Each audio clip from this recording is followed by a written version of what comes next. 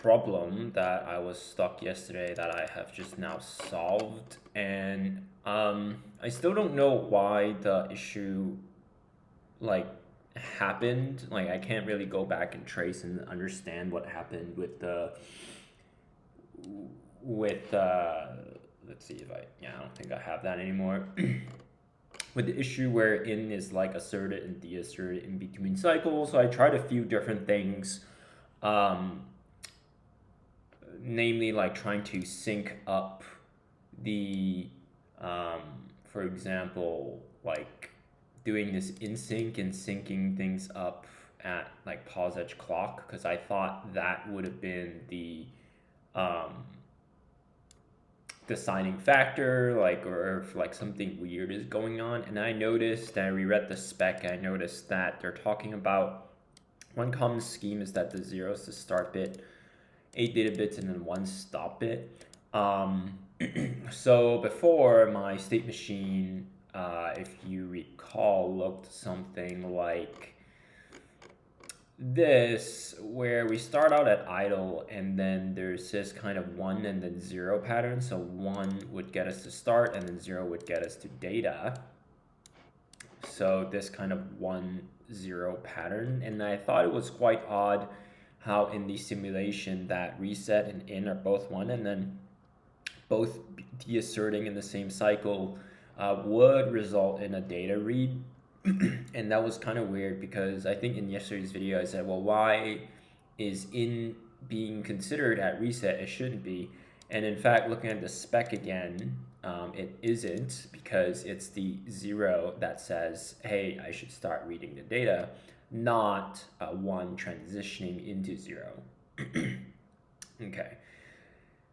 So I still don't get why my reasoning is, like, let's say incorrect, because 1 to 0, like here and here, versus like just 0 is kind of equivalent. So I don't get that, and this video doesn't really explain that. But anyway, I kind of reworked and refactored the problem just based on, using 0 as start as opposed to 0 this cycle and 1 in the past cycle as start. And just looking at those constraints, previously I was adding like extra constraints for no reason. And then like 8 data bits and then 1 stop bit. In the previous video, I counted from 0 to 7 and had all these like weird like previous and current state. And you'll see below it's a little bit easier. So first I renamed my stuff to not reflect this idle stop data stuff. Just ignoring this actually helps a lot. And a lot of the problem,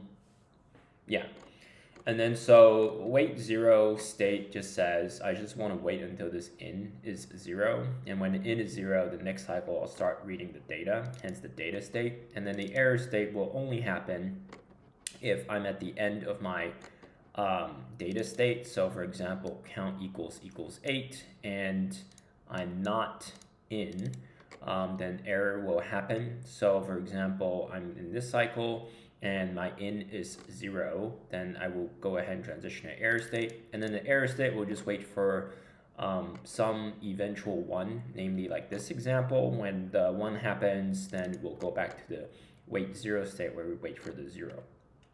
Alrighty. So just a brief explanation of this kind of refactoring. So wait 0 just says next state equals, if it's 0, activate the data collection. If it is 1, then we're just waiting for 0. Error is a state that's only traversed from this data state when we're trying to collect the data at count equals 8 and the in isn't active. So that's the error state. And then in the data state, all we're saying is, hey, if we're count 8, meaning the 9th cycle of data, and in, then we can just go back to the wait 0 state. So we'll wait for the 0 to enable the next data read. And if count is 8 and not in, then we already talked about that. Otherwise it's data, and we can say otherwise it's data because if it's not this and it's not this, then we're in data state and count isn't 8. So we just want to count from 0 all the way to 8. Previously we counted to 7 and then we transitioned, but now we'll just say data count all the way up to 8. Okay, and then later if it's a future problem and they need us to collect this data, then we'll just collect it from 0 to 7 and exclude collecting data on 8. So that's sort of the state transition, that change, where basically we start with this, and you can see in the reset in the previous implementation, my state started with next state at reset because I thought the state and the input had to consider pre-reset, and I think that probably ended up getting me in trouble.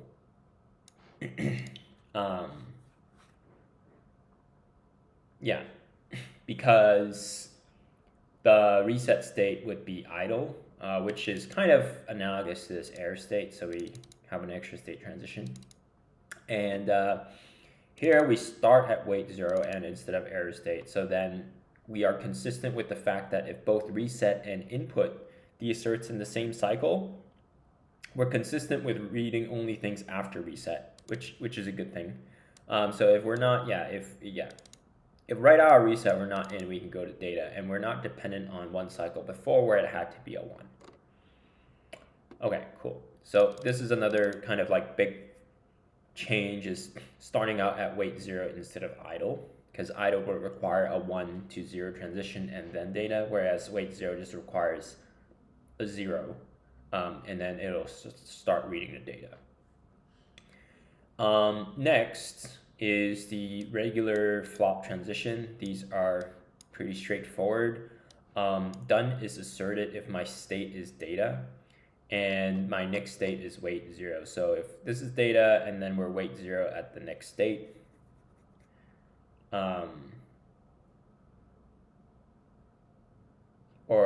basically this is a valid chunk of data due to this input sort of an enable read signal.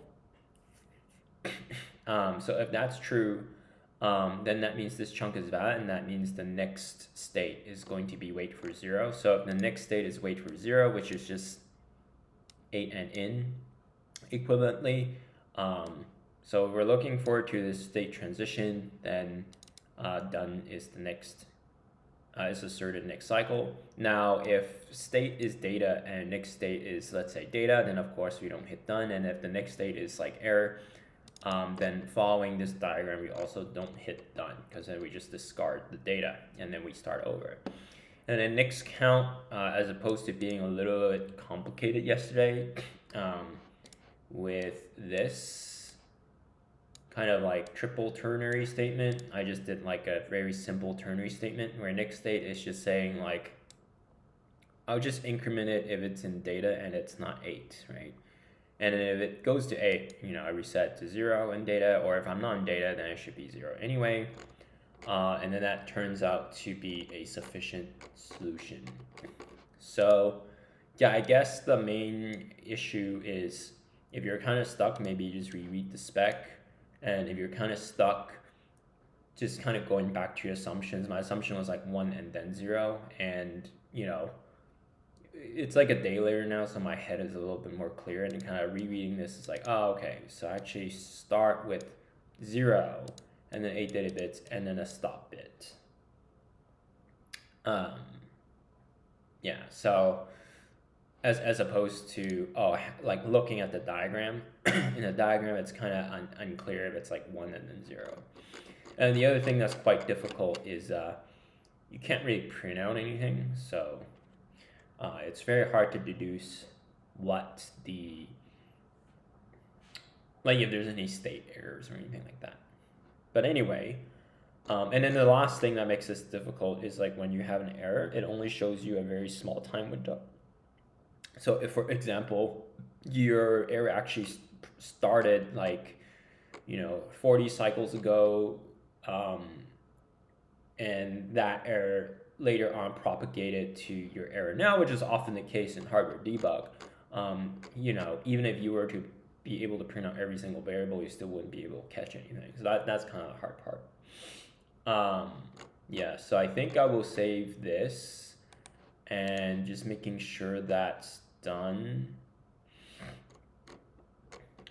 yeah, so this is done, and then I'll probably, like, I think this one just requires me to capture the data, but that's for another video. This is more of an explainer video of the problem I got stuck on for quite a while. But then if you actually follow this like zero, like if you actually model your Verilog after this zero start as opposed to one and then zero, it's actually somewhat trivial to do.